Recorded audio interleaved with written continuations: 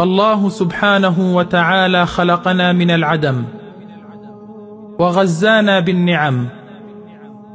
والله يا إخوة نعم الله علينا كثيرة، وإن تعدوا نعمة الله لا تحصوها إن الإنسان لظلوم كفار.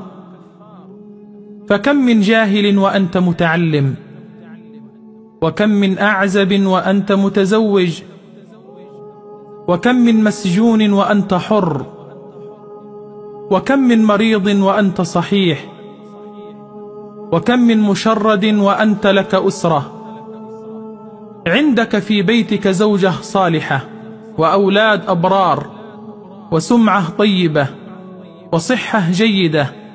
أليست هذه نعم؟ لو أن الواحد منا خير بين كنوز الدنيا كلها وبين أن يفقد بصره لاختار بصره. جاء رجل فقير إلى يونس بن عبيد فقال: يا يونس، قل مالي وكثر عيالي. كأنه يشكو من الله، كأنه يعترض على الله. فقال يونس للفقير: يا هذا، لو جاء لك شخص وأراد أن يشتري عينا من عينيك ب100,000 دينار فماذا تصنع؟ فقال الفقير: ولا ب100 الألوف. قال: لو جاء لك شخص وأراد أن يشتري رجلا من رجليك ب100,000 دينار؟ قال: ولا ب100 الألوف. فقال يونس للفقير: أعطاك الله من الألوف المئات، ومع ذلك تشكو من بسط الأرض ورفع السماوات. المؤمن ينظر إلى النعمة الموجودة قبل أن ينظر إلى النعمة المفقودة. يا ابن آدم، عندك ما يكفيك وتطلب ما يطغيك، لا بكثير تشبع ولا بقليل تقنع. اذهبوا إلى السجون لتعرفوا نعمة الحرية، والسجون مقابر الأحياء.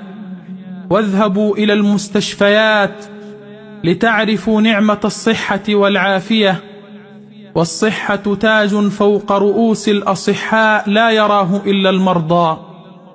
وسرير في بيتك أفضل من سرير في المستشفى، وضيق في الرزق أفضل من ضيق في التنفس. يقول أحد المصابين بمرض السرطان: أيها المتمتعون بالصحة، اشكروا خالقكم على نعمة العافية، وكفاكم حزنا على أتفه الأشياء. واعلم يا حبيبي أن المال هو أدنى درجات الرزق،